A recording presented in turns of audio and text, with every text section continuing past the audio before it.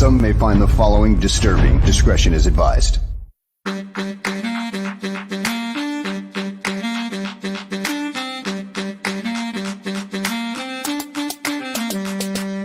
Bears. Because of the way they play the nickel corner here, and the nickel corner plays 88-85% of the snaps. He's got to be like part linebacker. The Bears. When you're in a scouting room, there's going to be differences of opinion. The Bears. Once coaches get involved, of course, they've got their own opinions about what fits best for what they want to do, and that could be drastically different than what the scouts say. Well, you're looking at traits. And remember when he tested very, very well. The Bears. One thing good about Kevin, he's been with 2 other organizations, as well as being the commissioner of the Big Ten. He's been around. The Bears. With Greg Olson, Jerry didn't want to get rid of him. I didn't want to get rid of him. Nobody wanted to get rid of him. One guy wanted to get rid of him, Mike Martz, because Mike Martz didn't know what the hell to do with him. We tried to talk Lovey out of hiring Mike Martz for a month and a half. He's playing zone, but number one, he doesn't get enough depth with the drop. But who the hell's good? How many times does a 305, 310-pound defensive tackle drop into coverage, especially in a key situation? The Bears. Greg, why are teams wrong on quarterback evaluation so often? Number one, it's a hard position to evaluate. There's probably not as many real good quarterback evaluators as there needs to be. The Bears. The Bears. The Bears.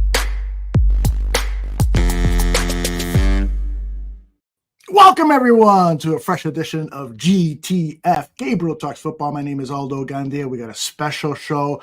Couple of quick programming notes, though. The Mike North Advantage, usually on Mondays at 3 p.m., has been moved to Wednesday, and Buffon 55, our Tuesday night show, is taking the week off. So Dan and Aldo Bear Their Souls is on Wednesday. Mike North is also on Wednesday, and we'll have a dark day here on the bar room.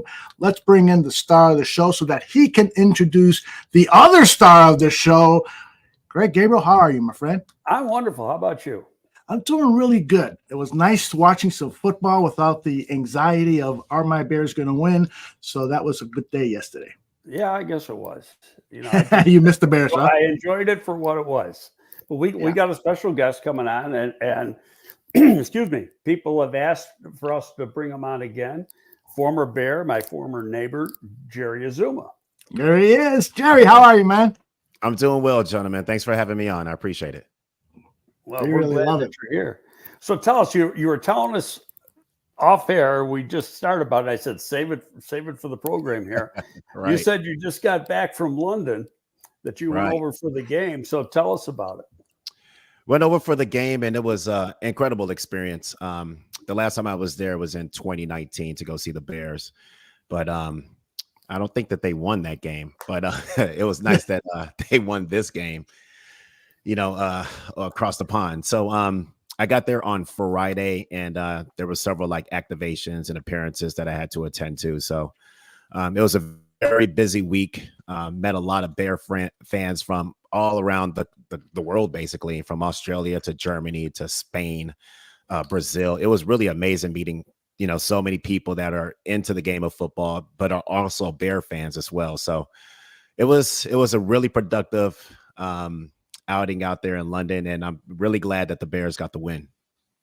So, Jerry, is that part of Bears alumni, a function of Bears alumni doing that, going to the, you know, the different sponsorship related type things that you have to do? Yeah. I think the Bears are doing a fantastic job with that. They're really engaging with the alumni that are especially around in the area. Every year they have the alumni game, and it just gets bigger and bigger with more and more alum that are coming to support the team. So when I got the opportunity, I was presented with the opportunity, and I took full advantage of it. Peanut Tillman was another one that was there. Spice Adams, Zach Miller, Israel Adonijah, myself included. So it was a good mix of alum, and we had a fantastic time. Oh, that's great. That's great. Yeah. So what are you up to now besides doing alumni functions? Doing that, I have my podcast To the Point, and we basically break down primetime NFL matchups and give a little sports bets. So doing that and having fun with that. And then as we talked about last time, the kids have been keeping me extremely active. They are currently finishing up flag football, and they're really into it. They want to be the next Patrick Mahomes. They don't want to be the next Jerry Azumah. They want to be the next Patrick Mahomes. But that goes right into soccer, which we've been playing for several months. And then we're about to start baseball as well. So their social schedule is just really intense right now. And I'm just a Uber driver in an ATM. Yeah, I know how that works. I've been through it. Jerry, let's talk about the present day of football. I'd love to know how defensive backfields have changed since the time that you played to now. I know that there's more of an emphasis on passing and so forth, but for those of us who pretend to be students of the game like myself, what has changed for defensive backfield players over the last 10, 15 years? Well, the thing that I've noticed right away is just the hitting rules. So I played in an era, I came in 1999, and that era of football was take people's heads off. Our coach used to come into the meeting rooms, Vance Bedford, and he used to say, what's the goal of, the defense? And it's, basically dislodge the ball from the by any means necessary. Yeah. By any means necessary. So we were out there, trying to blow people up. And that was what football back then. That has drastically changed. And I understand why it's changed. Obviously, the hitting rules, and people are concerned with, headshots and head injuries and things like that. So I think the NFL is taking the right steps forward into changing the game and making it safe. I'm an old head, so I don't like it to change too much. I feel like it kind of sways the integrity a little bit of the game. And it's not really what I grew up watching, Sure. I feel like, they're swinging the pendulum, and I think that it'll swing back slightly to get it back to the integrity of football and where it needs to be. But overall, I just think that there's different techniques that are being used, different coaching techniques.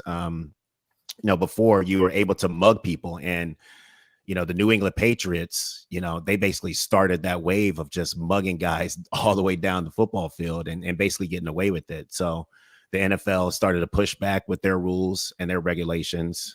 They trying to make it so that you can't do that anymore with putting your hands on players all the way down and being really aggressive with them. So, it's pretty obvious that the league wants scoring, so, they're protecting the quarterbacks even more so.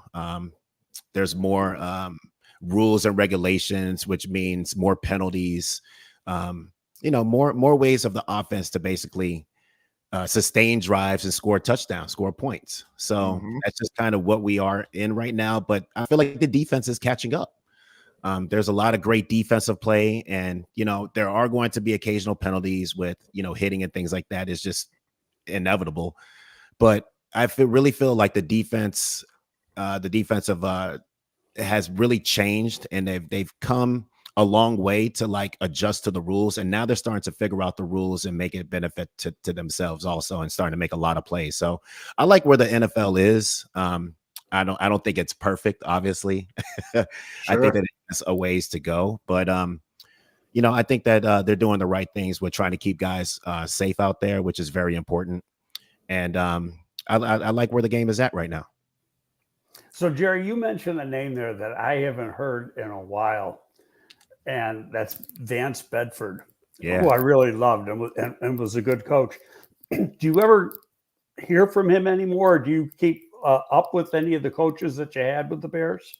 I'm actually in a chain text, a text message chain of several people. Vance is one of them. So I talk to Vance quite often, via text. Vance is great. He was my first, pro coach as a defensive back. So as you know, I never played defensive back. And then, there's Vance Bedford, and he was like, you know what, Zoom, I'm going to tell you right now. This is day one when I first got there. He said, you know what, I'm going to coach you hard, and you're probably not going to like me. And he was right. He coached me extremely hard. And I understood what he was trying to do, but it was a lot of pressure because one, I had to figure out, how to make this team, and special teams is basically going to be the way for me to do it. And then two, do something that I've never done in my life before at the highest level possible. So Vance Bedford was very instrumental in molding me and making, having me be the type of man that I am today, via football and being a defensive back. So he was very, very instrumental in preparing me and getting me right, and putting me in right situations to be successful in the NFL. So kudos to him. He had a lot of work to do. I did not make his job easy. Number one, next time you have a text conversation with him, say hello for me. Oh yeah, we'll do. We'll do for sure. I haven't talked to Vance or seen Vance in a long time. The only guy I talked to from that group or exchange messages with is Greg Blosh. You ever hear from Greg? No, I haven't heard from him. I have to look him up and chit chat with him. I believe that he's in Wisconsin, like rural Wisconsin. Way up north in Wisconsin. Yeah, away from everyone. Yeah, and he does what he loves to do, hunt and fish. Right, hunt and fish, and there's a lot of that stuff going on up there. He was an incredible coach as well. Taught me the game, taught me how to be a really good defensive back and defensive player just in general. I feel like I got really lucky being with Vance and being with Greg Blosh, because they really taught me, football. And even though like it was a different position for me and everything was brand new, it's still football. And they put situations where I could basically understand the game, slow the game down, and sit there to try to figure out how to make plays. So it was more mental than anything, and I really appreciate that. Well, you mentioned one thing that's key to me. It's advanced coached you hard. And there's a lot of kids now that just don't understand hard coaching or don't like hard coaching. Right. Yeah. And it's like, that's all I know. Yeah. From when I played and right. when I worked in the league. And I think that's how you get the best out of everybody. Kids got to just understand it's for his own good. Exactly. If you look at the greatest coaches around, like I've been to Alabama, LSU, Michigan State practices a million times when Saban was there. Yeah. And you never had a minute off, let alone a day off. He stayed with, he was an old DB coach. Right. So during the course of practice, he's with the defense the whole time. The whole time. Yeah. And he rides the hell out of them. Yeah. A lot of things have changed. That's the way he knows how to coach. Yeah. I mean, even just the practices. I mean, I went to a lot of the practices for the opening of the season. So training camp practices, and they're just totally different than when I was there, and right. It wasn't that long ago, but like, 2-a-days were really, really tough, but now they don't have the 2-a-days with the pads and things like that. They have to have mandatory days off. There's mandatory like hitting sessions and non-hitting sessions. So I feel like it's very difficult for these players now because, the game of football is a physical game, as we know. And they really regulate the way that you can practice and hit as well. So in order to, feel the speed of the game and get the physicality out of it, you have to hit and practice. It's a part of it. And I just feel like now they're not really hitting as much, and it's kind of translating on the football field that we see like missed tackles, and things like that. Like it's very, very noticeable. But I think it's because of the less impact that's going on in practice. You know what? I really believe this. Had you come into the league now versus 1999, because of the rules the way they are, you might not have been able to make that switch. You might have had to be a running back. Yeah. Because you didn't have the practice time and the physicality in practice to show what you could do. Because even when you were a running back, you were a physical running back. Right. And so you just don't get that opportunity anymore in practice. And the people it hurts are really the young players. Because you just don't have that time, especially with the linemen, offense and defense. You don't get those one-on-ones that you used to get. And we used to have 9-on-7. You remember this? 9-on-7 was like almost full-go football. And right. You just don't have that anymore.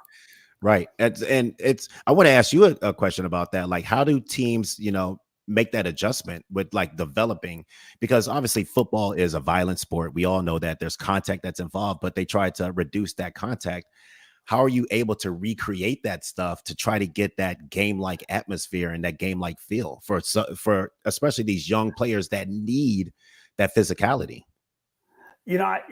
It's hard, and I don't think you can recreate it or reinvent it. I think you really got to go with the reasons why you got the player to begin with, or drafted the player to begin with, and just give him an opportunity to learn.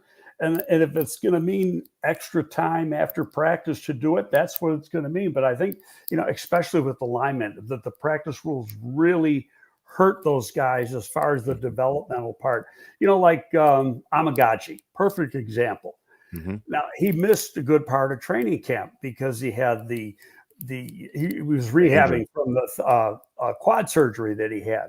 Mm-hmm. So now, and during the regular season, what is it, 12 or 13 padded practices you can have during the whole regular season? Right. Well, when the hell is this guy supposed to learn how to hit? And learn how to do things when you can't do them in practice. Personally, I think, God forbid that somebody's listening to this in the league, they probably do it on the side when the camera's not on. And so some of these guys do it. You're exactly right. I mean, you have to get it in. This game is physical, it's violent, it's fast, and you have to somehow try to recreate that in practice. But it's tough. Like the league has definitely changed. Like we were talking about before. From when I played, I mean, it was just full on go. Like if you saw the quarterback and he was running, you made him pay. If you saw a wide receiver coming across the middle, you make him pay. We had enforcers. Mike Brown.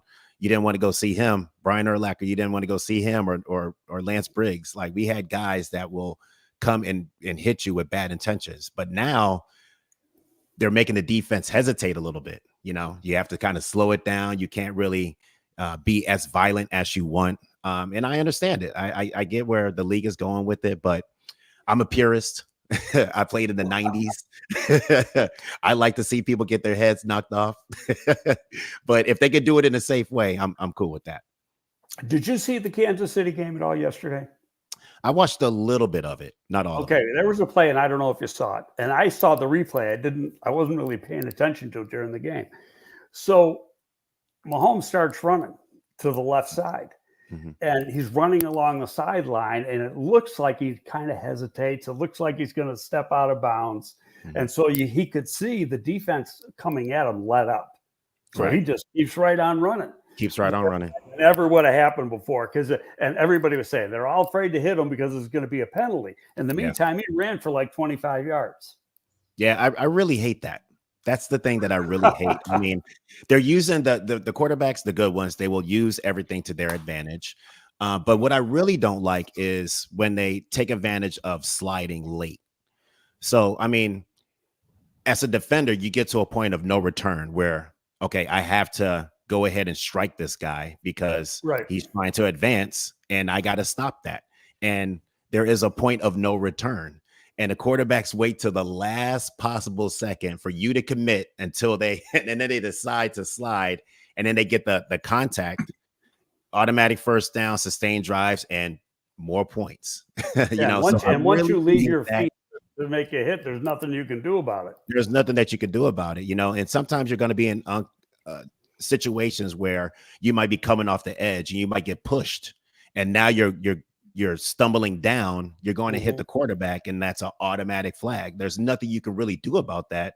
But the way that the rules are designed, you're going to be penalized 15 yards, possibly fined, sustained drives, more points. So those are the little things that, like, I wish the NFL could iron out and kind of use that judgment a little better. But the way that they use these rules, they put it in a box where if it lands in that box, all bets are off. I hear you. Well, it's good when it happens to your team. It's bad when it happens to the other two, right? Yeah, exactly. But it's going to happen. It's part of the game. It's going to happen.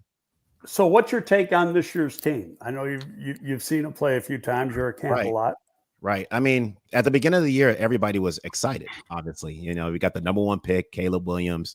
He's coming into town. And then we made the trade for Keenan Allen. We got the Swift going. We also got Roma Dunze, DJ Moore. So offensively, everyone was like, this is going to be high powered, but I had to bring everybody back down to earth a little bit. I'm like, guys, Caleb Williams is a rookie. Usually rookies will struggle, and it takes some time to get going. Like, that's just what it is. Like, if you look across the league is notorious for drafting first round quarterbacks and then throwing them into the fire. And then they don't necessarily mix or pan out the way that they are, the way that they should be. And they kind of give up on them a little bit too quick. This is just my opinion, but no, you're right. Everything is just, you need to just be patient, especially with rookie quarterbacks. I think Poles, what he did with putting all the bodies together that are really dynamic and special is a good job. But my number one thing is the coaching. It comes down to the coaches. It comes down to who's going to put these guys in the right position to make plays. And it's not necessarily, up to Williams, making the throws and making the passes that we know that he can, or, catching the ball. It's about the coaches and putting the offensive line in the right place, putting the right schemes so that you're getting the best production from the wide receivers that you brought in, from the running backs that you brought in, so the best schemes for running, making sure that you're figuring out who can play tackle the right way, who could play guard the right way, and what you can do and their limitations with them, so the coaches are what drives this whole thing. And, offensively last year, I felt like the coaching staff just wasn't really that good at putting things together, but now you're starting to see the offense click, and you're starting to see the offense work the way that it should, but they're learning and figuring things out of where can we put guys to make the most impact on the football field. So now you're starting to see that production. So the coaching staff is everything. And I feel like they're doing a really good job right now. But, the Bears are offensively, they're doing what they were supposed to do, but now we're starting to get into the teeth of it, Now it's all about the division, which the division is excellent. One of the best in football right now. You have the Lions, who is basically a Super Bowl contender. You have Green Bay, that's no punk. And then you have the Minnesota Vikings that are figuring things out and leaning on each other and finding ways to win with Sam Darnold. So,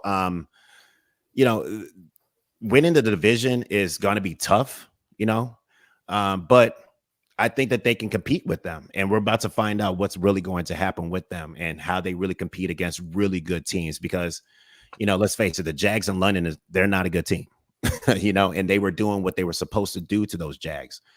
But now, I think that's the difference. I'm sorry. I think that's the difference between this year's team and say last year's team or whatever. Is that, you had a win last year. You were happy because you won the game. Right.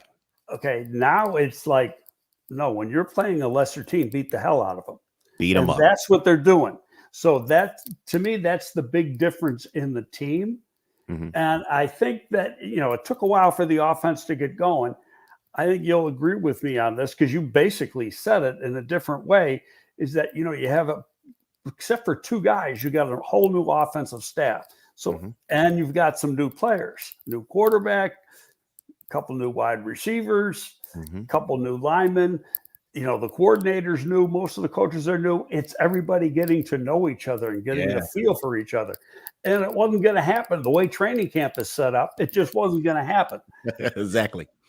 So it took a while for it to gel, and now it is. Now you just got to keep it going. Sometimes I think buys come at the wrong time. It may have come at the wrong time. Yeah. To get some of the injured guys back, that was good. But at the same time, the team had built up a lot of momentum, and now you have to take a little break. And I just wonder if that's going to affect this team going forward. Yeah, it'll be interesting to see that. But I really like the confidence that Caleb Williams brings to the team. He's acting like a leader. He has, leader qualities, obviously. And when he's in the pocket, he's poised. It doesn't seem like he's getting rattled. He doesn't seem like he's just off balance. He's just right in there, and he's delivering the ball. And he knows that, it's the NFL and people are going to be coming after him. He knows that he's the number one pick and that there's this huge microscope that's on him. he also knows that he doesn't have to do too much because he has some really good playmakers. So if he can get the ball in those playmakers' hands and just make the right decision and right reads, he'll be successful. And I think that he's learning that, rather quickly right now. But he still has a long way to go. He's only played in 6 NFL games. Right. So what we've seen from him right now is very positive, but I think that he still has a ways to go to really meet to max his potential. What I've seen is an improvement every week. Mm-hmm. And that, you go back to the first couple games, rookie quarterback. So the defenses, they took advantage of him. They loaded the box. They're going to take away the run. They're going to blitz him on passing downs, make everything difficult for him. And if you notice, that's changed. Yeah. Defense has got to back up a little bit because he's learned how to beat that. Exactly. That's made the running game pick up a little bit. But the thing that really strikes me about him in his growth in such a short time is what he's doing at the line of scrimmage. Yeah. And he comes up and the way he is seeing things and changing plays, especially when they get into the hurry up mode, just really impressive for a guy with 6 games under his belt. Absolutely. I mean, the way that he goes through his process has been top notch, and you can see why he was the number 1 pick. Obviously, he has the intangibles. He has a strong arm as well. He knows how to extend plays. But when he goes to the line of scrimmage, he has a process going, and you can see it going. And he's trying to play chess with that other team and put his team in right situations to be successful. So obviously, credit to the coaching staff, but a lot of credit to him that they're finding ways to put it all together and make it work for them. No, they are. And really excited about, the next few weeks, this upcoming game, obviously a tough game in Washington. Yeah. But then after that, you got 2 other games that are very winnable games before you start the division games. So it'll be really interesting. Aldo, do you got any more for Jerry before we let him go? Yeah, I hope Jerry still has about 5 or 10 minutes because we got tons of questions from people in the chat, and I love to get as many of these in. Awesome. Brandon wants to know from you and Greg. Greg, what does the staff do to maintain momentum during the bye? And Zoom, how did you handle a bye with momentum? You had momentum, and then you go into a bye. How did you handle that? Right. I go first. So, we still have to come to, the facility. Even though we get a couple of days off, we still come to the facility. We still watch film. We still meet as a group. We still do walkthroughs. We're still going pretty much through our daily routine, our daily grind of what we do during the week of play. We just don't have a game, so it's it's always good to try to be together and do things together as a group. So usually the head coaches or the defensive offensive coordinators will put things together so that you guys remain into that group. Now, yes, you'll have a couple of days off, but they still want you to come right back, get your treatment, get your workouts in, do all the necessary things that you would do during a normal week. You just don't have a game on Sunday. So that's pretty much what our process was. I never really strayed away too far. I never was the type of person where I was going to get on a plane and go see a family member or anything like that. I just stayed where I was. And because rest was really important for me in the NFL, and it should be important to everyone because the games where you're well rested, you usually play well. That's why Monday Night Footballs are a little bit better than Thursday Night Football games. But I would just stay into that routine mentally, watch film with the group of guys like the DBs, even the linebackers or the defense as a whole, and continue to talk and continue to, get involved with the game plan for the next week. So we never really got far away from it or got outside of that. See, now this is how the game has changed and how the rules have changed, because everything you did during a bye week, you can't do anymore. They came in last Monday, they have a meeting, and then it's see you later. And the next time you see them is today. Wow. That slows down momentum. Yeah. I mean, they got the week off and that's all part of the last CBA. And I remember when I was with the Giants and Dan Reeves was the head coach, we were going into a bye week, and actually I think we had a bye early, like the Bears did. So he started telling the team back during training camp, okay, you're right. If you want to have off during the bye week, the record's got to be so-and-so. If not, we're practicing every day. You know, he kept dangling the carrot. And sometimes it worked, sometimes it didn't. But now it's you're off no matter what. Wow, I did not know that. Yeah, that's what the rules are. The league has changed tremendously. Yep. Got another question here from Carl of the Thigh and Smy podcast and also Bears Country Productions. He says, what is your take on Kyler Gordon's unique position and his ability to do it all? What player from Jerry's playing era is most comparable to Kyler Gordon? Oh, man. I mean, that's a good question. I feel like Kyler's actually better in the slot than on the outside. I feel like he makes a lot of plays in that slot and he covers the slot receiver well. And plus, the defense is rolling. You know, you got guys up front that get after the quarterback. You know, they come off the edge with Montez Sweat. I think Billings has been tremendous against the run. Then you got a linebacker core who's very aggressive and they run around all over the place. So, like, as a unit, he fits well with that unit. I mean, this unit is aggressive. They're fast. They're ball hawks as well. So he has he's rangy. He's quick. He's fast. His process at the line of scrimmage is really good. And he stays with the wide receiver. So he reminds me of a little bit of like a RW McQuarters. You know, he's really smooth with it. Doesn't look like he's doing too much, but he's doing enough and doing the most to make sure that he's eliminating, you know, any type of wide receiver and he's also tough enough where he can get in there in that run game and make some plays. Like last week, he was making some plays before he got hurt, but he was making some plays on the run. So it's really nice to see him get into that as well. So he reminds me of like a R-dub, like nice and smooth. Well, Greg, you got a player comp for Kyler? I don't really have a player comp, but I know it in Flus's version of this defense. The slot guy is like the most important DB because he's asked to do so much and he's playing 85% of the downs. And when he is not over a slot receiver, he's part linebacker. And you could see some of that last week. He's blitzing a lot. He's coming in and taking on people in the run game. You know, you can't play slot for Flus the way he plays this scheme and not be a tough guy. Right. He is a tough kid for sure. And he makes a lot of plays. Yep. Makes a lot of plays. Like those hidden plays, you know, so like the runs for like 1 yard, stopping a guy for 1 yard from getting that first down. Like he does a lot of that stuff. He sticks his nose in the mix. J2K asks, defensive play, far more nickel to match and spread wide receivers, sets, and athletic tight ends. If you were playing in this era, Jerry, would you have a preference to play outside or in that slot, that more physical slot area? I think for me, the slot was the best move that the coaching staff made for me. The outside was tough.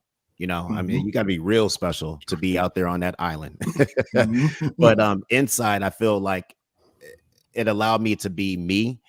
And I felt like I was a tough guy. I felt like I was physical at the point of attack. I felt like I could cover the wide receivers that were in the slots a little bit better than the outside. So, and plus blitzing as well. Like I love to come off that edge and, you know, try to, you know, pick up that action. So for me, I like playing in the slot. Like I loved it. I loved it. Creighton wants to know how hard was it for you to switch from running back, which you played in college, to being a top corner?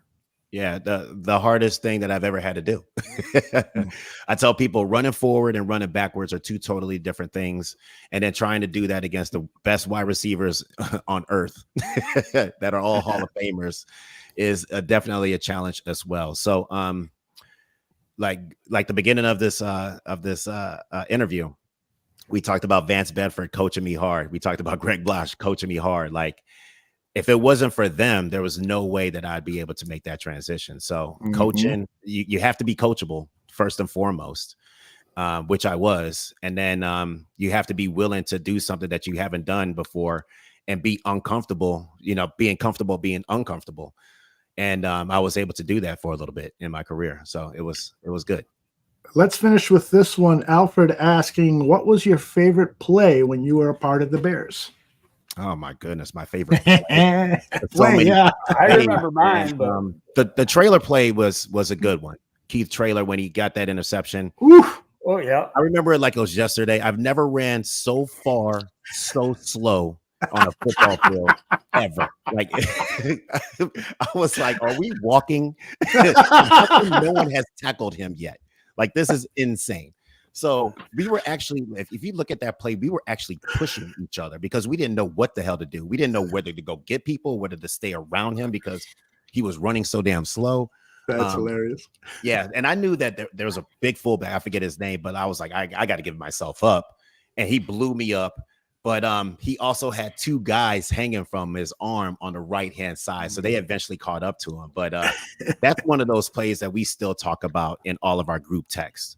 All he had to do was just pitch the ball to like one of his Lamborghinis or Ferraris or Porsches, but the old Cadillac.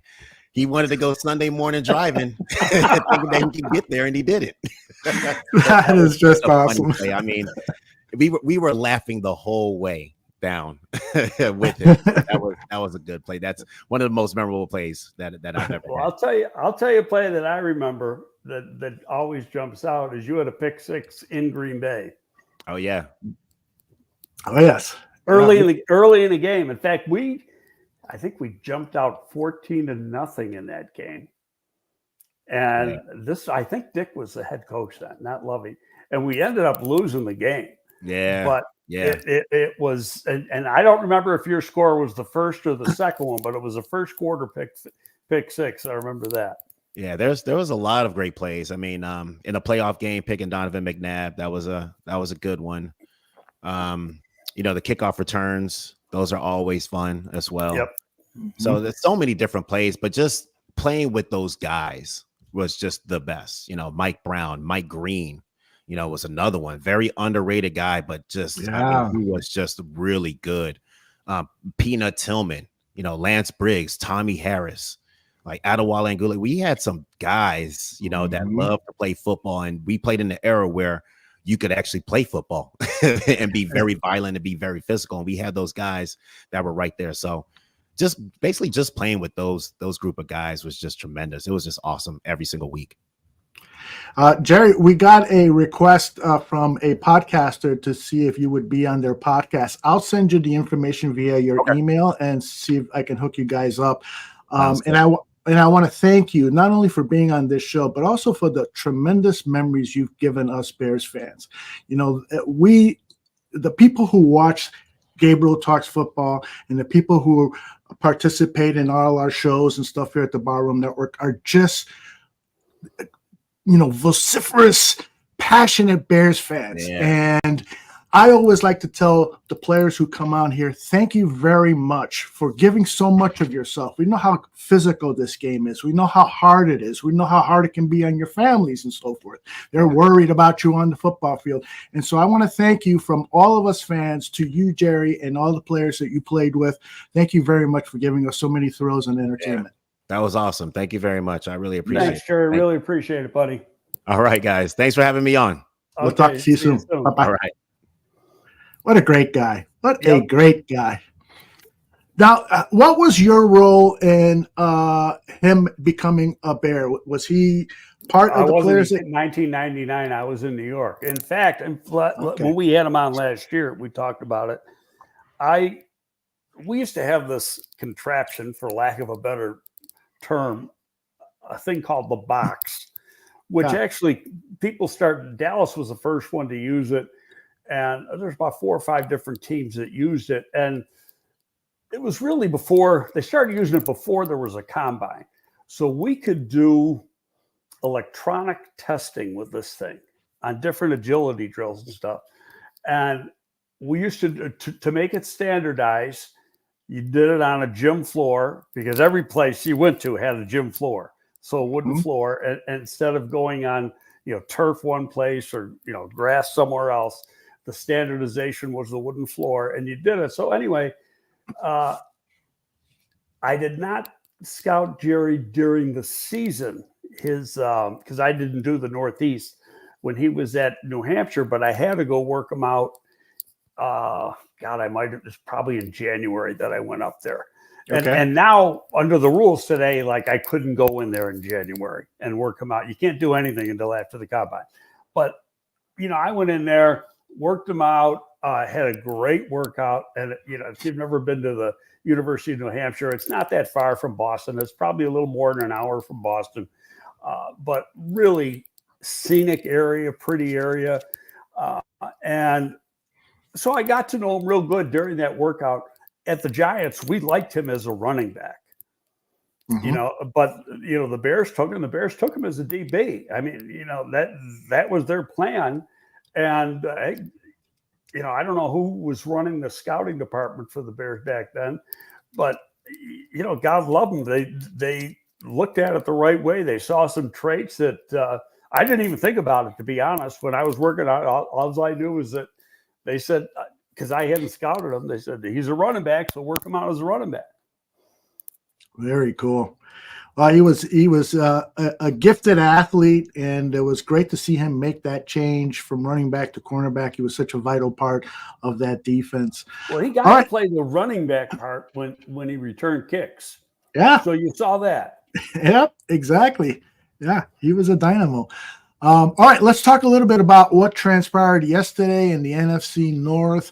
I don't know if you had a chance to see any of the three other NFC North teams play. Yeah, I saw a good part of. I mean, they were on opposite one another, so you right going back and forth. I was channel surfing between the two of them. Yeah. Well, what impressed you most about the three teams and their play? Because all three played well. You had two winners, of course. But any particular team or player really stand out to you from the action yesterday? Well, they didn't win the game, but Darnold did. Yeah, he sure did. And in fact, it's funny because when Jerry's talking about the young quarterbacks, and I thought about Sam Darnold. Darnold was the first quarterback I think taken in his draft, maybe the second. Went to the Jets, and it was the same year Josh Allen got drafted, and he didn't do anything in the Jets. I think he's on his fourth, maybe his fifth team, and it's just now that everything's clicking for him.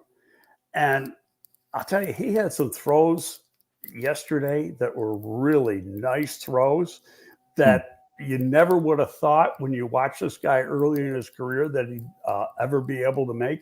He had a couple throws on some out patterns where the ball was in the air before the receiver made the cut. Just outstanding throws, and the anticipation on his part was really good. So, you know, I think they were probably going to play the rookie. And then he gets hurt, and they were forced into playing him. It ends up being a blessing. Yeah, how about it? It really, really has been. And now, so they're sitting in a really good position, the Vikings are, where they have two promising quarterbacks, Darnold with the experience and showing that he can play at a high level, and JJ, who has so much potential. So it's good for them. What about the Lions? We got Don Burr in the chat. Just to finish up on that game, you know, in my mind, I was hoping Minnesota, but reality, it was better Detroit won, because now they both got a loss. I felt the same way. Right. And so, and I was surprised that the Lions defense played as well after losing Nadine, you know, Hutchinson from that severe injury. They still rushed the passer pretty good. So they're a good team, no question about it. I don't think Minnesota is the toughest place in the world to play. You've seen the Vikings lose games in that place before. Yeah, true. You know, for whatever reason. But, you know, watching Green Bay, go to the Green Bay game, Green Bay's defense really played well, took away a lot of things that Houston does well. They played physical. But at the same time, the Green Bay offense to me was blah. You know, It didn't. And what did Love have? 2 or 3 interceptions in that game? I know he had at least 2. Yeah, he had 2. And he should have had 3 late in the game. He launches one off his back foot. It just kind of threw it up. There was a receiver one-on-one. It could have easily have been picked off. There's something about how he kind of lobs throws that I think that the Bears defensive backs are going to be licking their chops at the possibility of making some interceptions when they play the Packers in a few weeks. Well, I'm not going to say anything about Green Bay, negative or positive, until we beat their ass. And there you go. That's smart, because we haven't had much luck. Yeah, I was hoping they'd lose so I could just ruffle feathers a little bit and say, gee, Green Bay's in last place in the NFC North. Who would have thought? Someday, please. The Lions are definitely for real. There's no doubt about it. With Hutchinson out, as you mentioned, they still put pressure on the quarterback. And that offense, what the offensive coordinator, Johnson, I believe his name is, what he's done with Jared Goff is nothing short of remarkable. I mean, his passing completion percentage is unbelievable what Goff is doing. And they lose Montgomery for almost an entire half of football, and they still get the ground game going. I got to give my hat off to Brad Holmes, the general manager of that team. He's just done an excellent job of drafting. It's like they really hit on all their picks. Yeah, they did. You can't take that away. They've done a good job. But at the same time, I'm not going to take anything away from Ryan Poles. Ryan Poles has done a good job. Mm-hmm. You know, he's had a couple misses, and the biggest being Claypool on the trade deal and Davis on free agency. But other than that, he's hit a bunch of home runs too. Yeah.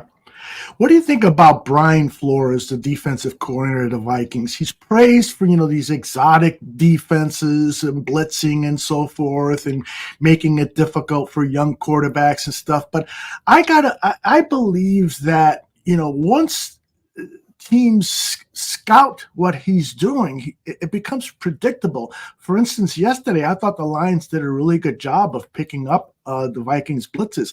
I think this hot streak that Flores is under, like he had a hot streak last year with his blitzes, and then after some tape was out there, things cooled off. Do you anticipate what do you anticipate out of Flores? Well, when you get in division games, it's always tougher. Yeah, you know the team better. You're playing them twice a year. You're studying them more. You know the personnel better. He can do more against the team he plays once a year, or sometimes he might not play him for, every 4 years or whatever. Like in the case of like Green Bay yesterday playing Houston, they won't see Houston again for 4 years. So he can be exotic. I honestly believe, and I'm not going to give all the reasons why because it just wouldn't be right, but I don't think he'll ever be a head coach again. Yeah, I agree. There's a lot of stuff behind the scenes that went on down in Miami that when they ever get to the hearings, some of that stuff, if it ever gets made public, will come out. There's a lot of people that know about it, but it's not right for me to say. Right. And nor will I, but it's I think he's a hell of a head coach, or rather a coordinator. He's not a head coach at all. He tried, the only thing is I'll say he tried to bully people in there, which wasn't about to work. Yeah, I totally agree. And some of that stuff has leaked out a little bit. And he was actually apologetic when there was an interview with Tua Tagovailoa who shared how mean. That was earlier this year, wasn't it? Yes, that was early this year. I mean, Flores treated Tua like he was a dog, and Flores somewhat I think it was a full apology, and he has said he's grown and so forth. So he's trying to position himself for a head coaching job. There's no doubt about it. But I'm with you. I doubt we'll see him as a head coach unless you get an owner that can totally forget. And I just think there's too much behind the scenes, too much talking behind the scenes, about, between the owners, between front office people that are just going to say, no, It's not going to work. Mm-hmm. Do you think this division is as strong as it appears, or do you think that the schedule may have helped out some of these teams? And for instance, a lot of people are still questioning the Bears. They're 4-2 record because of who they've played, whose victories. Some people are trying to get me with that yesterday on X or the day before. And my answer was this: you only can play who you're scheduled to play. Right. Okay. And then you go back to what Zoom and I were talking about. They're not beating teams by 3 points. They're beating teams by 23 points. Exactly. Okay. So don't give me this shit about, they played a light schedule here. They played a light schedule there. No, they played the teams they're supposed to play and they beat them. Mm-hmm. And that's all you can ask for. And so now you got another tough road game coming up this week. Remains to be seen if Daniels is going to be able to play. I think it depends. It said he didn't have a broken rib and that he was being sent for more tests. My gut feeling is he's going to play, but rib injuries for a quarterback can be a bitch. Oh, yeah. He'd have to. Even if he's got bruised ribs or bruised rib cartilage or whatever, he's going to have to wear more protection. He won't be he may instinctively want to run, but you get hit a couple times in the belly and it's going to be all over. Mm-hmm. So, I would say that until Friday, you're going to see his status as limited in practice, probably full on Friday, and then listed as questionable. That's just a guess on my part. Yeah, that's a good guess. I got to tell you, with all the rule changes and so forth, the old adage is that, when you play defense, the first thing you do is stop the run. I've changed that a little bit because they're passing so much. But for this upcoming game against the Commanders, definitely the defense, first and foremost, has to stop Washington's run. Because, like you just said, Daniels is not going to run with the ball. He may be tempted to because that's his proclivity. Yeah, but he is there. It's like when Justin Fields was here. Yeah. Robinson is pretty good. The running game's not as good. Right. But Robinson can run the ball. And there's no question. When Mariota came in, I think Washington, really started to pile up the running yards. And I remember the first series. Mariota can run with the ball too now. Yeah, so that is true. That is very true. So it's going to be an interesting match next Sunday. Commanders and Bears. It's been flexed to the afternoon game where about 75% of the country will have it. What's your anticipation for that game in terms of what the Bears are going to do on offense? First, let's start offense, and then we'll go to defense. What the Bears are going to do on offense to maintain their momentum? Yeah, they got to start faster. I mean, that we know that, and they have scored some points in the first quarter. They just haven't. I think they've had 3 points one game, 7 points in another game, but generally their first drive has fizzled out. They started off. There's been some first drives where you start off with a few good plays and then you fizzle out or whatever. They got to do something with that opening drive. Yeah. But I'll tell you, there's one thing, a couple big things in my mind about this. Number one, it's a huge game for Caleb for 2 reasons. We know he's a competitor, and he's playing second fiddle to Jaden Daniels right now in the media's mind. Okay, so that's going to get him up. But even more important than that, he's going home. Yeah. That's where he was brought up. And so he's going to want to do something good in front of the hometown people. And then there's the thing that nobody's mentioned yet. This is Montez Sweat. homecoming too. Oh, that's right. That's huge. You know Yeah. what happened? We've seen several times it's happened when ex-Bears have come back, to play, and they have these like unbelievable games. David Montgomery is a perfect example. Yes. Maybe it's Sweat's turn to have one of these big home run games. Yeah, there was, I think I sent it to you. No, I did not send this one to you. There was a graphic put out with, I think it was Brandon Thorne, who listed quarterback pressures. He went down and looked at all the defensive snaps, and he identified how he evaluates pressures. Some of them are light pressures, some of them are heavy pressures, and so forth, to give some more context. And the Bears didn't have anybody in the top 20, and it wasn't until in the 20s where you saw Montez Sweat, Gervon Dexter, and I think it was DeMarcus Walker, 3. The Bears were one of only 2 teams that had 3 people on this top 30, 40 list.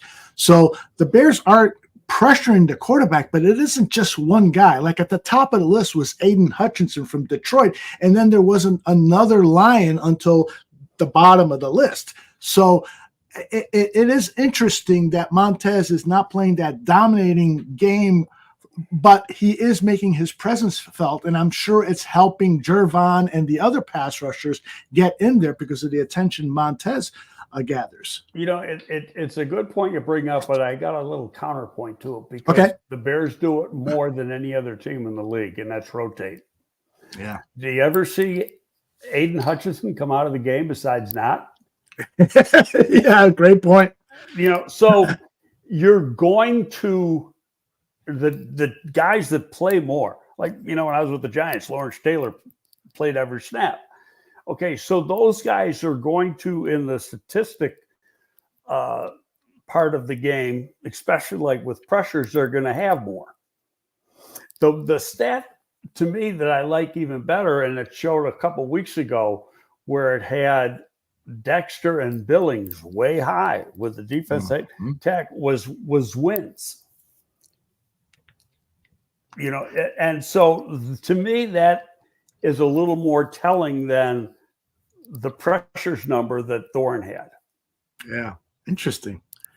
By the way, Badass Warthog just joined us. He says, hello, I just woke up from my nap. So you missed Jerry Azumah. Badass was the one that asked Jerry, I would love to see you talk to Greg Gabriel and Aldo. Well, you're going to have to watch it on YouTube. That's exactly right. So first of all, thank you, Badass, for joining us. And second of all, thank you for making the recommendation. Jerry was outstanding. All right, so let's get back to the offense. I do agree with you regarding the defense, but let's talk about the offense versus Washington. Somebody just asked the question, AW, that do you anticipate any changes on the offensive line? Ryan Bates should be ready to go. Well, do you think he's spent his time? Right. Okay. In fact, I think his time was up. Was it up after the last game? Yeah, I think it was up after the last game. So his window will start this week. Do they activate him? Maybe. It'll be really interesting what they do with the offensive line because the line has played good as it is for the last 2 games, really. I thought there was a chance that Murray may start over Tevin. But then I don't know if we said it on last week's show or I said it. I know I said it, but, during the week. But it's amazing what a little bit of competition can do. Was my thought was that Murray played so well, Tevin got better real quick. Because if I miss any more time, I might not see time again. Yeah, on a contract year. So. Competition, the whole point of that is competition is a really good thing. But Matt Pryor has really played well. Yeah. And so are you going to break that up? You want continuity. Are you going to break that up to have a better athlete in there? Now, when you look at the profile for the position, the last guy you're going to put in a guard is Matt Pryor. It's Matt Pryor, yeah. Okay, you look at his combine numbers and you go, no, I don't think so. And that's why he went in the 6th round. In fact, it almost, I was thinking to myself yesterday because it was yesterday, I looked at what his combine numbers were. And I was almost thinking like, are they going to change? Because he's played as well as he has. Mm-hmm. Will they change their profile a little bit when it comes to this draft with drafting some of these bigger young offensive guards that don't have the mobility? Because he's always drafted athletes. Since Ryan's been here, the offensive linemen he has drafted have all been athletic guys. Mm-hmm. And so will he change that a little bit? Will the profile change because they've had a guy who's been successful in the scheme? Now, they probably don't pull as much with Pryor as they would with a more athletic guy, but they're still having success. Right.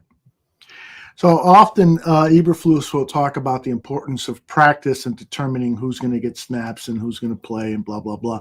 So on Wednesday, when they put the pads on for practice, how hard do they go? How much can you really tell this offensive lineman deserves playing time?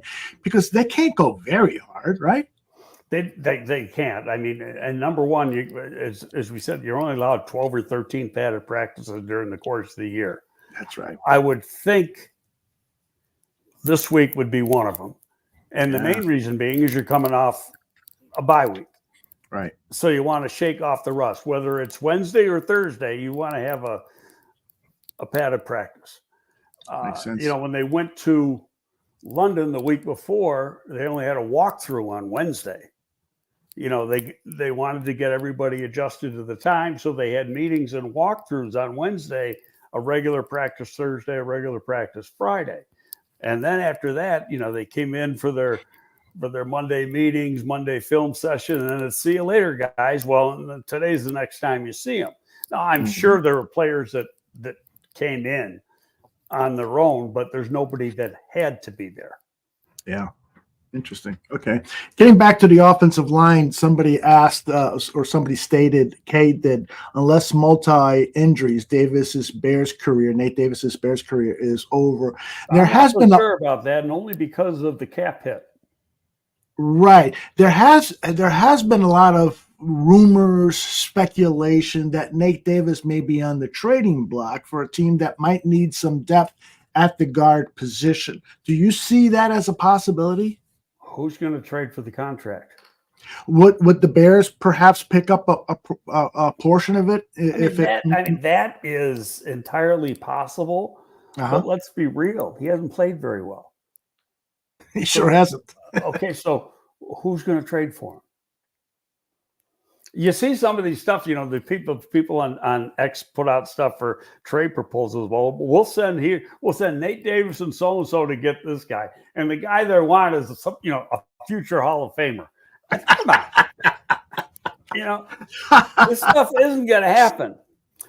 And I was listening. I had to run a couple errands this morning earlier, and I had Mully and Ha on. And that's the only time I ever listen to the radio is when I'm in the car. So same here. and I'm losing my whole thought, but I just I know something about trades. They were talking about trades, and Matt Crosby could be available. He isn't available. Why would he be available? They just took a huge cap hit trading the wide receiver to the Jets. Okay, so and the Jets didn't pick up any of that, or they picked up the whole salary. The Raiders didn't pick up any of it. So They got hit with all the cap hit on it, and they're going to turn around and get rid of their best defensive player. I mean, he's still a young guy. He's the only building block they really have. Why would you trade him? And here's one of the reasons I thought about that too. Who officially became, even though he's only at 10%, 5% or whatever, but supposedly he's going to be involved a lot in football decisions, is Tom Brady became an owner last week. Yep. Think Tom Brady's going to say, "Yeah, we're going to get rid of our best defensive player"? Yeah.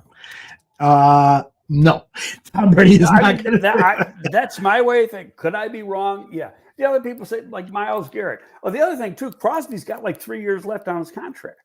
Yeah. So this is what I mean. The cap hit is crazy because of that. And the same thing with Myles Garrett. He's got 3 years left on his contract. Unbelievable cap hits to trade these people. Yeah. I think, there is a small possibility a guy like Crosby could be moved if the new management team there with the Raiders says, all right, let's do what Ryan Poles did in Chicago. Let's just bite the bullet, have a couple of losing seasons. Let's clear the cap space. Let's start this whole thing over again. I think that there's a possibility. And Crosby may want to be moved to a winner. So wanting and getting are two different things. But they don't have a rookie general manager. Tommy Tedesco, who is a friend of mine, another Buffalo guy, is the GM, and he's been around the block. He's already been a GM for about 8 years in the league. With another team in the division with the Chargers. So I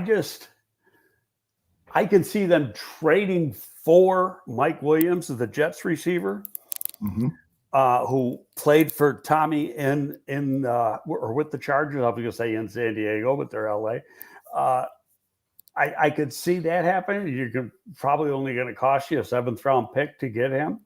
It wouldn't shock me that Ryan Poles made a play for that to get it, because that was a player that he was.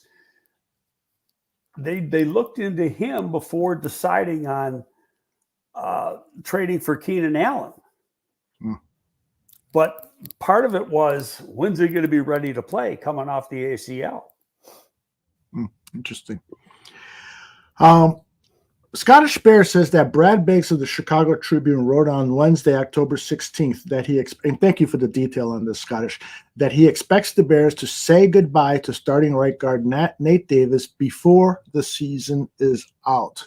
You're buying that, Greg? I'm not going to say it's not going to happen. It's got to be, and I don't know all the stuff on the cap. He's got all guaranteed money this year. Yes. Okay, there is a cap. If you cut him after this year, there is a cap hit for next year of $2 million. It's just the remainder of the signing bonus. But if you got rid of him this year, that $2 million for next year goes into this year. Okay. So it's you only got $7.5 million of cap space left. Now I keep saying this. That's on paper. You got $7.5 million because you can always restructure a contract, but you want to have theoretically any cap space you have left at the end of the year. You got to have money to run the team, and you still got 11 games to go. So you got to have that money there. I mean, for your practice squad, and you got to go out and sign a guy because of an injury. You got to have that money. But any cap space that's left gets carried over. So let's assume there's, let's just make up a figure. The cap next year is $230 million, and they had $3 million carried over. So now they got $233 million. So if you can carry some money over, you want to. Right. But I don't know. I think the money is going to say something, but the interesting dynamic is Bates is coming back. He's going to be on the 53 at some point. Okay. Borum hasn't opened up his window yet. I personally don't think they want to activate Borum unless they have to. So they're going to wait on that window with him. That's my thinking. I could be totally off base. The other thing with him, though, too, and I sent a message to Brad Spielberger about this, who now works for an agency and doesn't work for PFF anymore. Right. And because Borum is getting like $3.1 million. And the reason he's making that kind of money is he hit all the what's the word, accelerators in the contract that pumped his rookie contract up. Like Khalil Herbert's in the same draft, and Khalil Herbert's making $1.2 million, which he's supposed to be making off his rookie. But Borum played so much his first 2 years, he got the accelerators in there, and he's making 3.1 or something like that. None of that. He wasn't on the active roster to start the season. He was on injured reserve.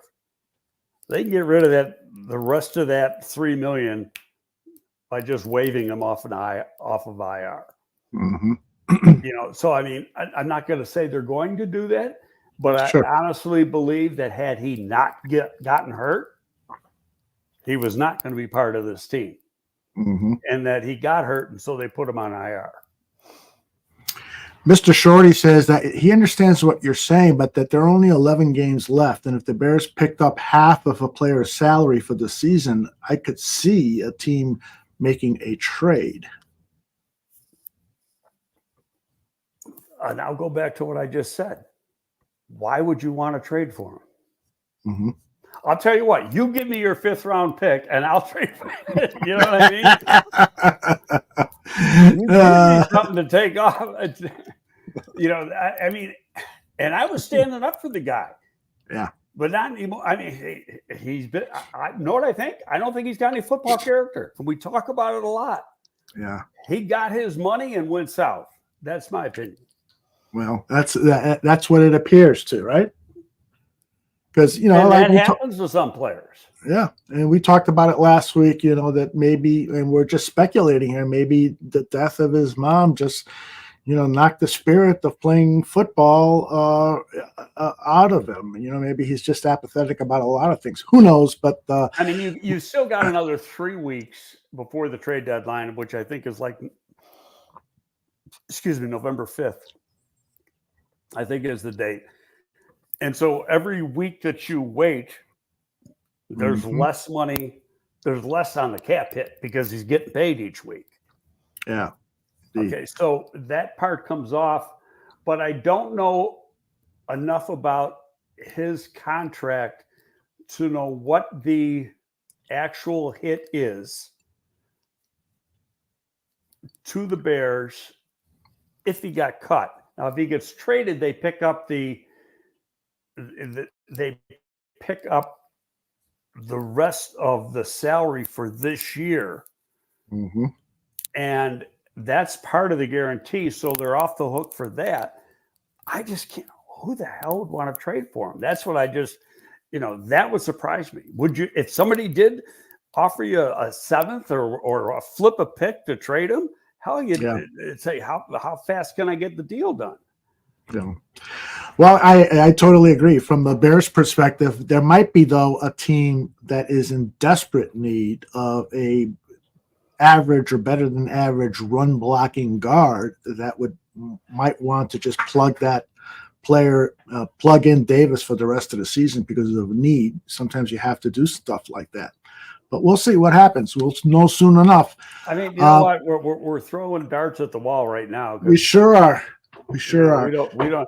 I personally, everybody thinks he's going to make a big deal because he's made a big deal the last 2 years.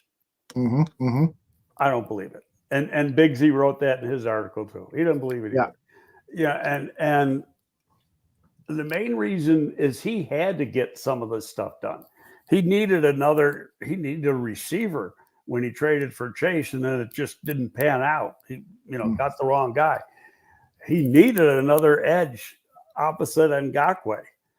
And, and he was available. Don't forget, he was in the last year of a contract.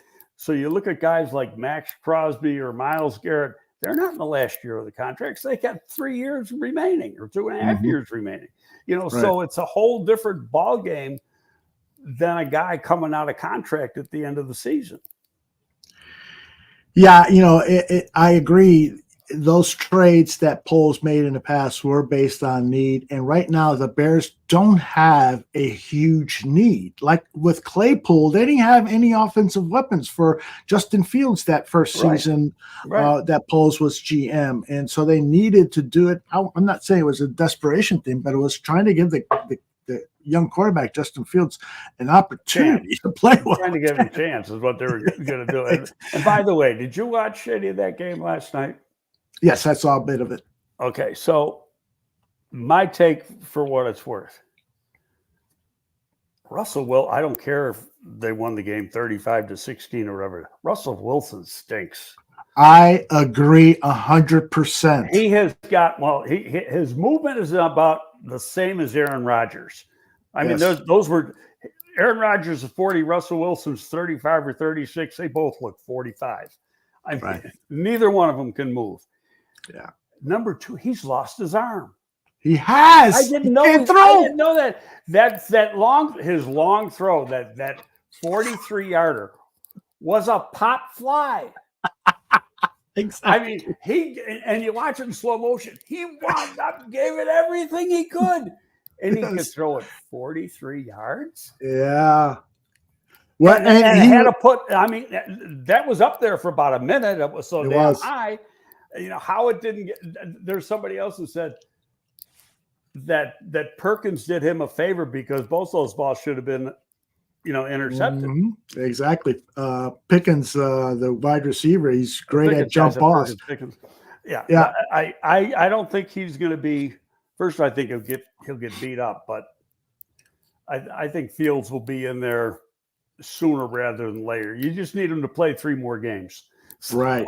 Yeah. So they're going to play next week, and then they have a bye. And so the word is that during that bye is when Tomlin is going to make the decision as to who's going to get the majority of the snaps the rest of the season.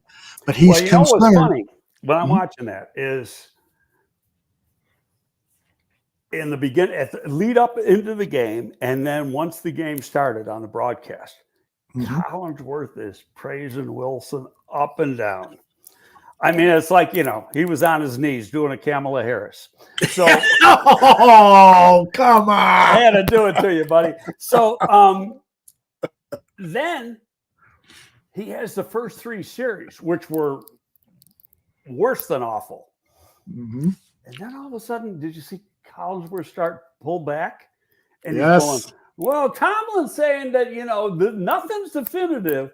I just thought that was hilarious. Yeah, Collinsworth is, I don't want to say a star effer, but he's in the business. It seems to me like he's in the business of trying to create superstars, and praising players and so forth. And then when that praise is unwarranted, you start to see him shift the things that he says. I've never heard him back off of something like he did. And he may have done it before. I just never recognized it like he did. I thought, wait a minute. You were just putting this guy in the Hall of Fame a little while ago. Yeah, interesting. Rodgers looks old too, doesn't he? Yes, I've been saying that for a couple of weeks, and he's getting hurt. Not really. He's getting hit every week. Yes, he doesn't have the offensive He gets line. up slower every time he gets hit. Yep. I had said during the week, I tweeted out, the Bills made the trade for the one receiver and the Jets made their trade. And I said, Amari Cooper is going to do more for the Bills than Devontae Adams is for the Jets when it's all said and done. First game. Now, Devontae Adams already knew the offense. He played in that offense for 8-9 years in Green Bay. He's played with Rodgers. It's not like he had to learn anything to be able to play on Sunday, where Amari Cooper has never played in the scheme that Buffalo has, nor played with any of those guys before. Yet Cooper did more for Buffalo on 2 practices because Buffalo had a short week, having played on Monday. That's right. So they had 2 practices. Cooper did more, 4 receptions, 66 yards, and a touchdown. Amazing.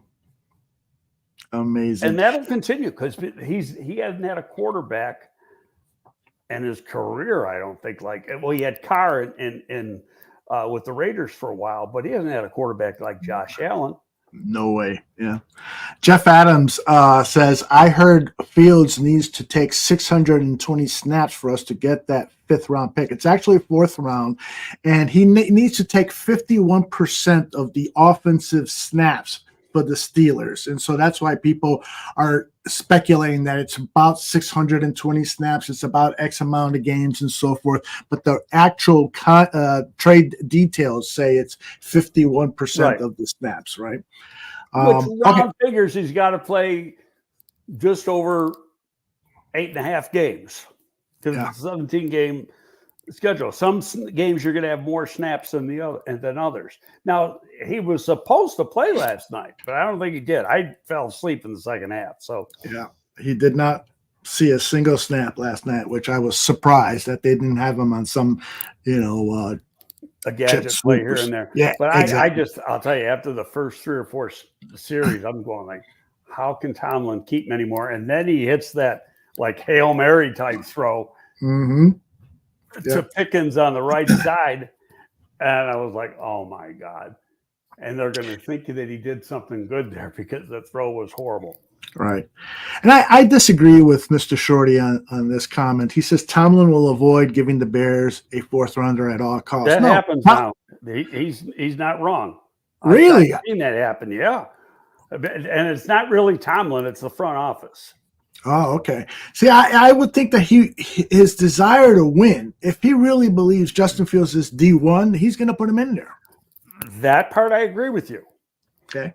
But if you get in and they're losing and they're out of it, they're going to find a way not to play the 51%. Yes, indeed. All right, let's see. I don't have many questions left, but I got a couple here.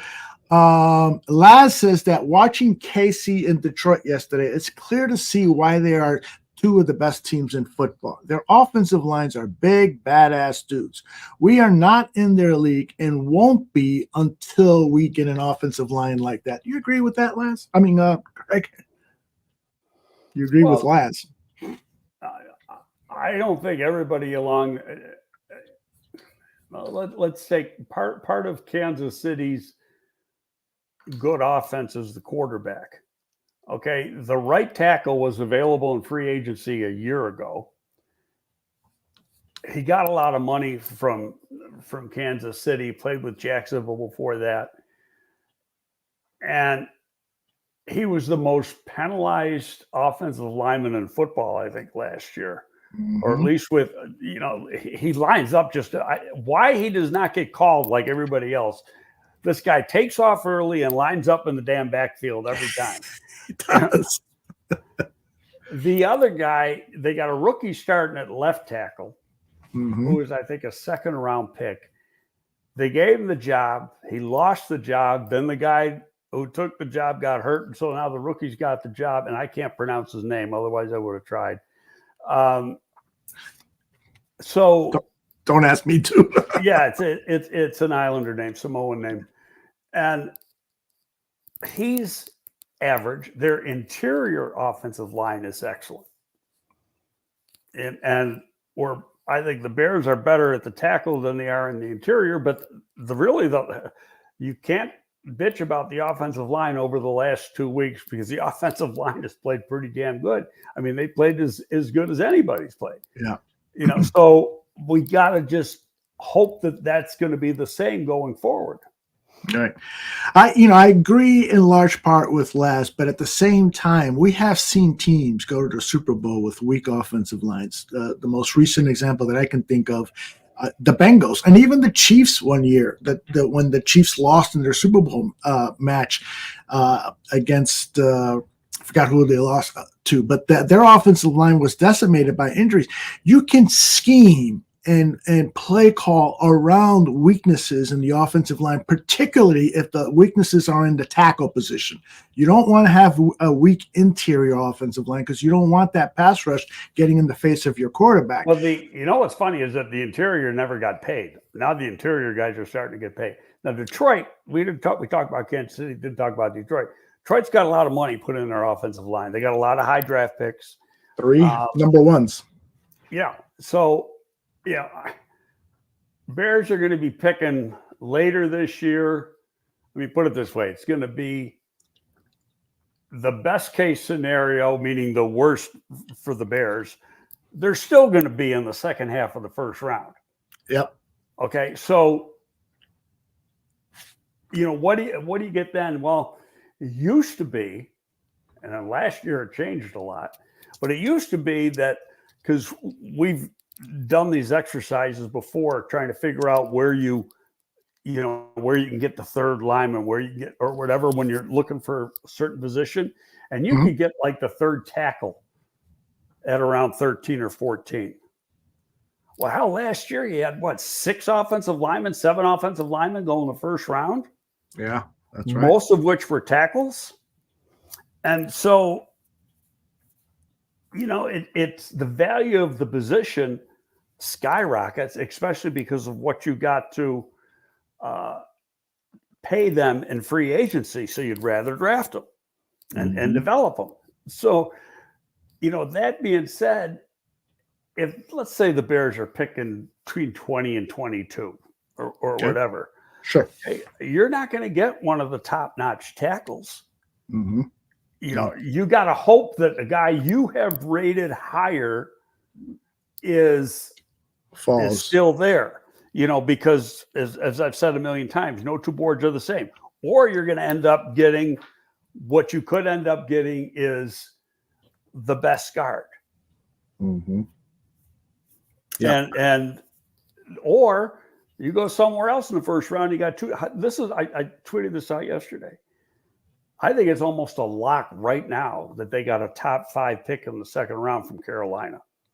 They can have the 33rd pick. They could, but New England's going to give them a run for the money. They are. But you know what? It's going to be somewhere between 33 and 36, I bet. Yeah, I agree. Because you look at the rest of Carolina's schedule and you say, who the hell are they going to beat? Mm-hmm. Really? I mean, it's like, come on. They'll be lucky to win a game. And they're finding out what we find out. Andy Dalton can't play. Mm-hmm. And they've already ruined the confidence on Young. So what are they? No, it's crazy. And David Canellis, the head coach of the Panthers, said that he's not switching back to Bryce Young. He's sticking with Andy Dalton. He said, I'm committed to Andy Dalton. And that made it sound like he's going to ride with Dalton no matter what. And that means he's going to lose every game. So, and I saw a comment that somebody made about that and said that, is that coming from the top, meaning the owner, not the general manager? Yep. Okay, I gotta believe Tupper is the guy behind that, the owner. Yeah, David but Tupper. There's not a quarterback worth the first pick in the draft in this year's draft, in my opinion.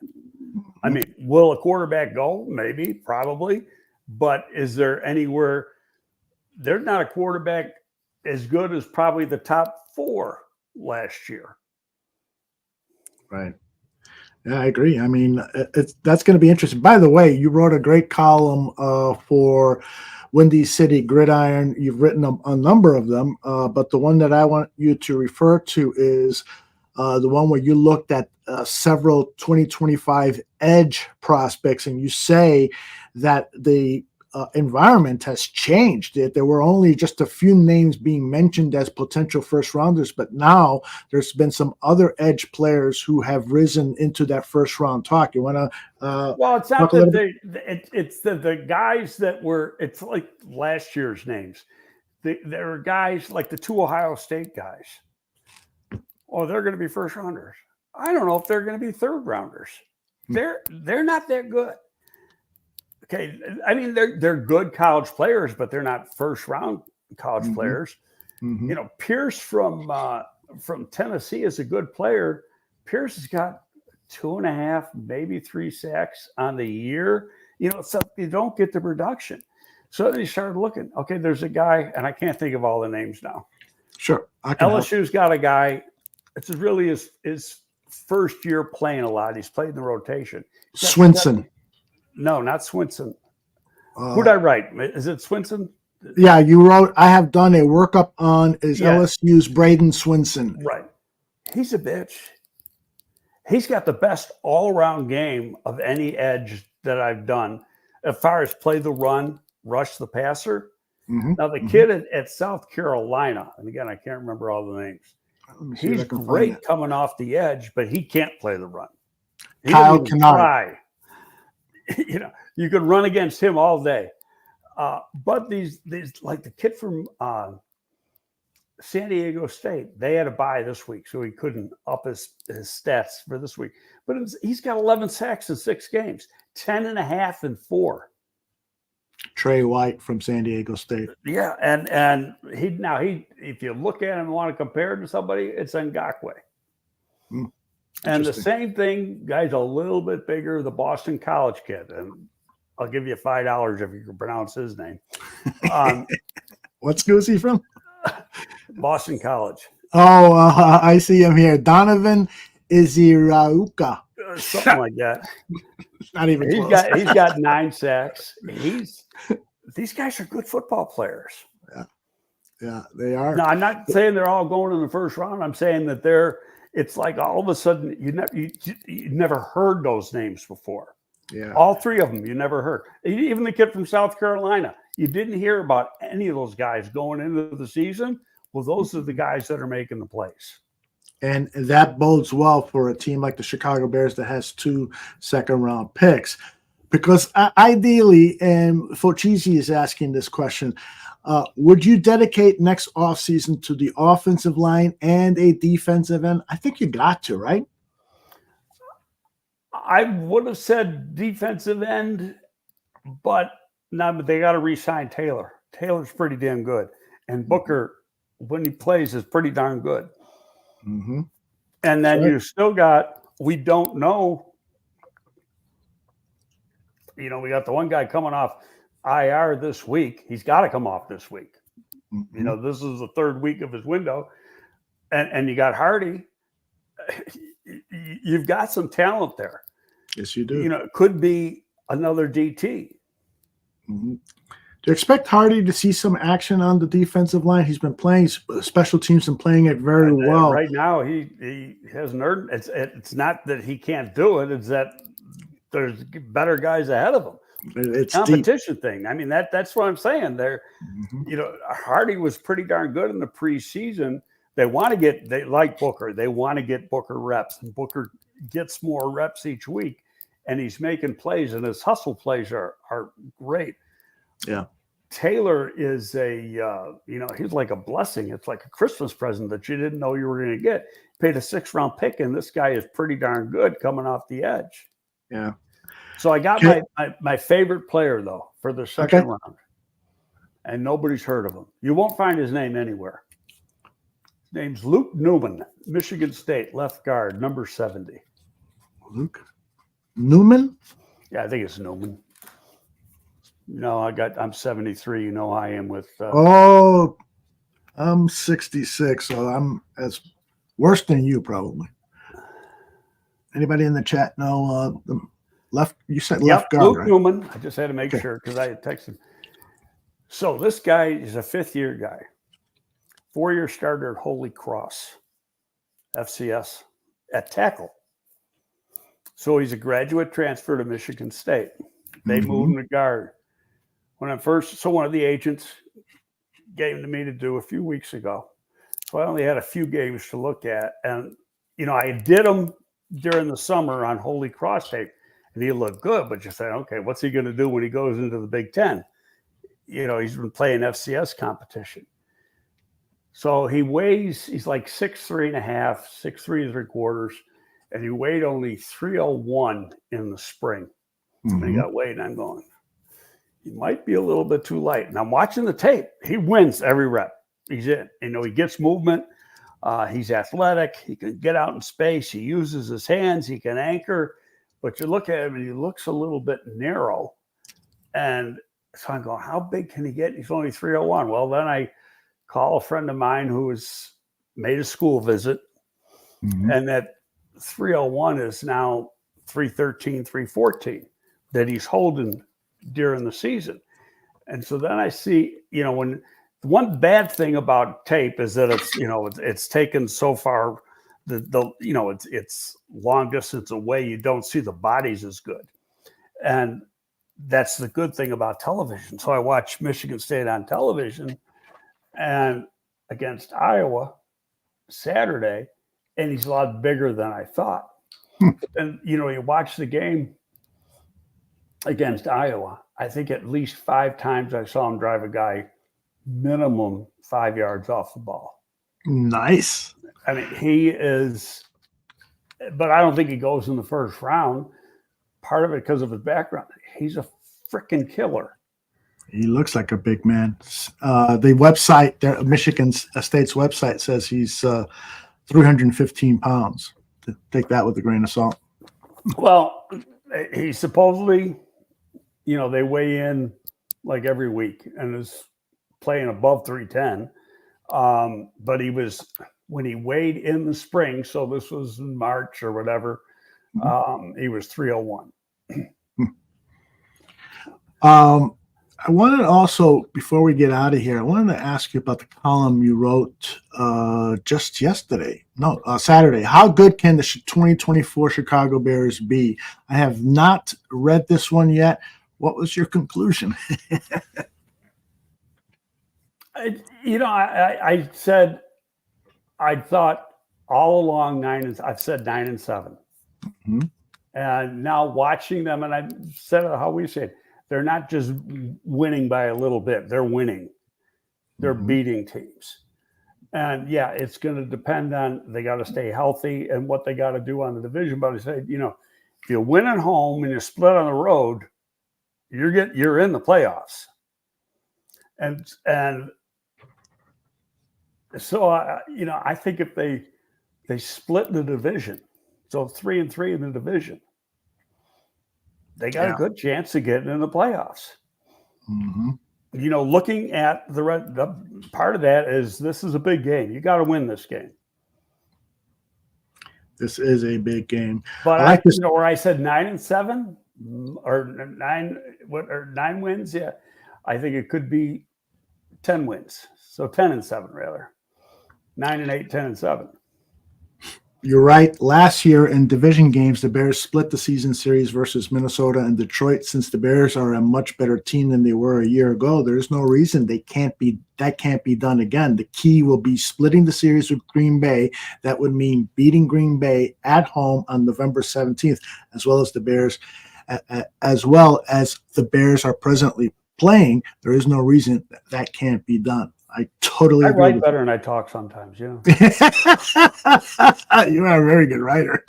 You're probably, with all these scouting reports that you have written over the years, you've probably written an encyclopedia length of stuff, right? Yeah, I'll tell you, when I first started writing, this is 2010 or 11, I was horrible. Really?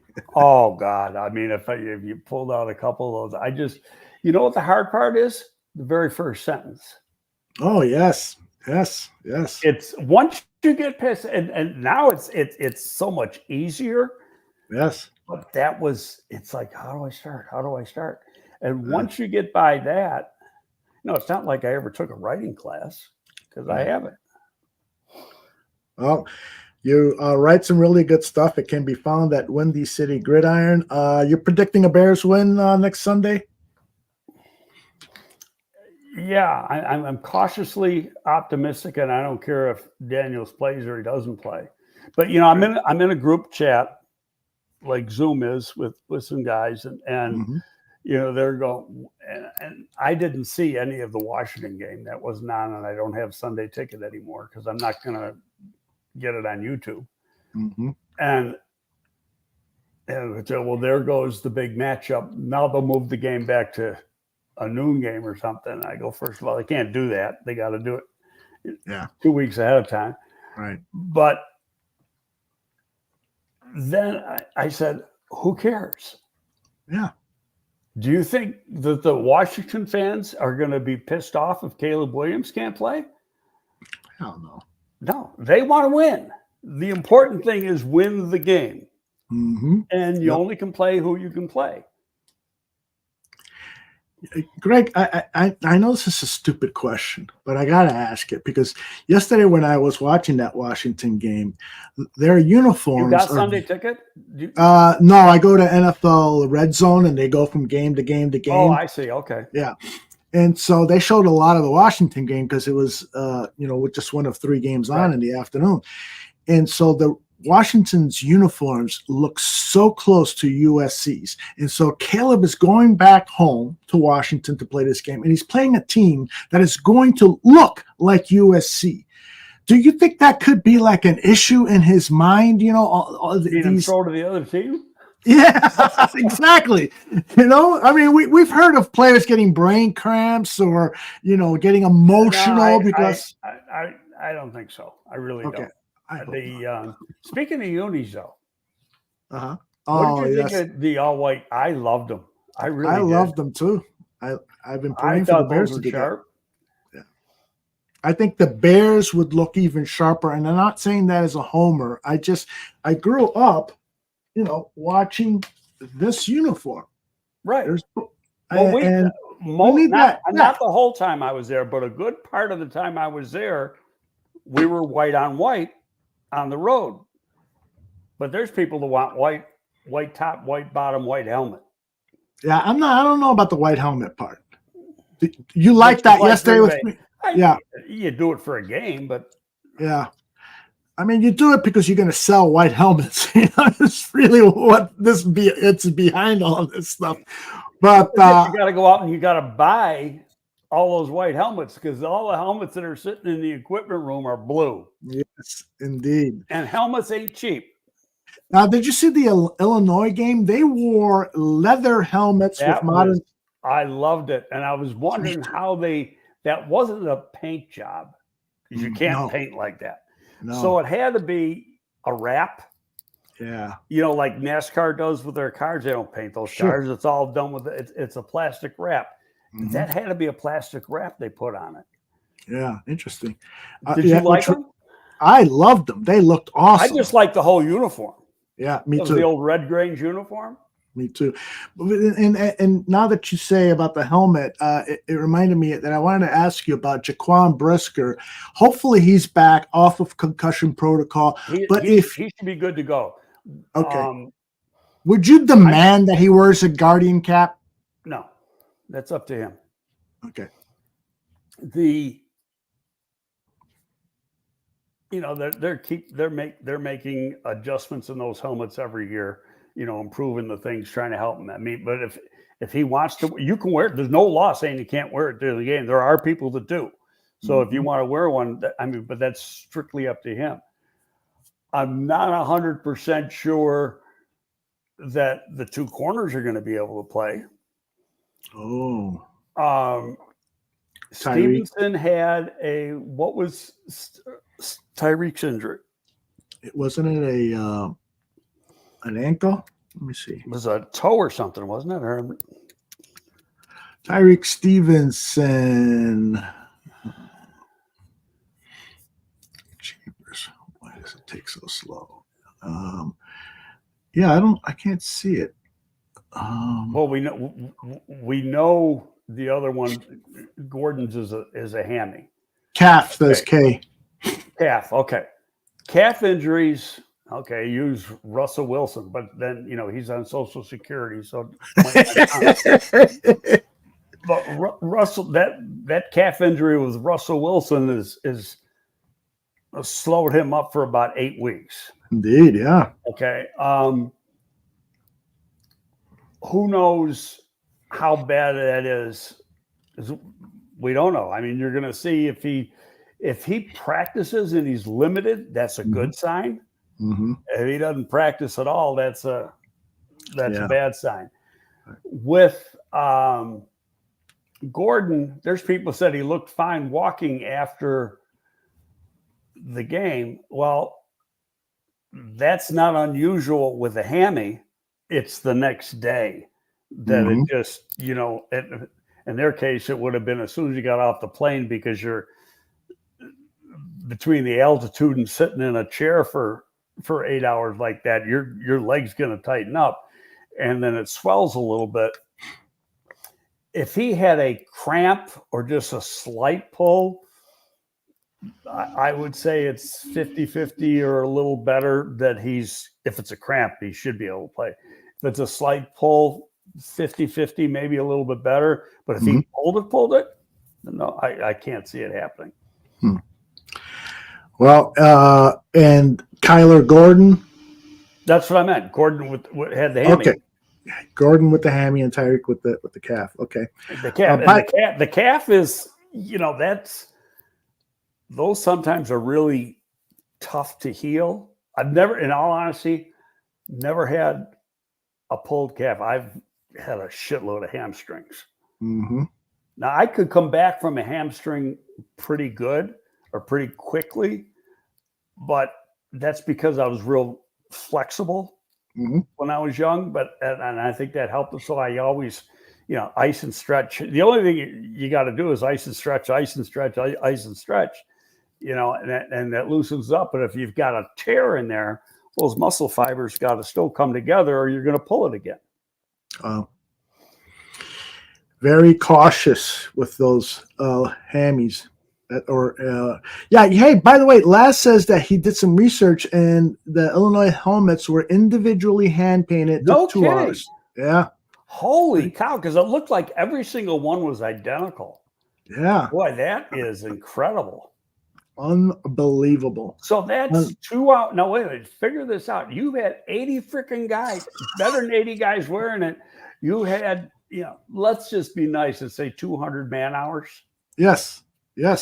Well, you got to get the entire art department at the University of Illinois. Everybody. Oh my God! Start painting. Because I'm looking at it and I'm thinking like the detail was so good between really one was. to the other, and I'm thinking it had to be a wrap. Yeah, interesting. Individual painted. Yeah, it's been confirmed here by a couple of people. So I got a doctor's appointment to go to, Greg. Gotta get my meds updated. And the doctor says, I'm not going to write you a script until you come and see me. All right. So that's what they do. Yeah. I found that out. Oh, what a racket. Yeah, come on in and see me. Why? I don't want to. I can talk to you on the phone. I even say, okay, let's do it. Let's do a virtual appointment. Yeah. Get on Zoom. No, you got to come in. Oh. No, I got to stick my finger somewhere. Yeah, I got one tomorrow. So. Oh no. Well, I had a CAT scan last week, so now I got to go. I already got the results, but now I got to have the doctor. Everything good? Actually, the results that I got, because they give you I got up like 24 hours later. Said actually my lungs look better now than they did a year ago, the last time I had a CAT scan. So nice. So I'm going, why the hell am I coughing now? Yeah. Well, gotta lay off those Victory Monday cigars.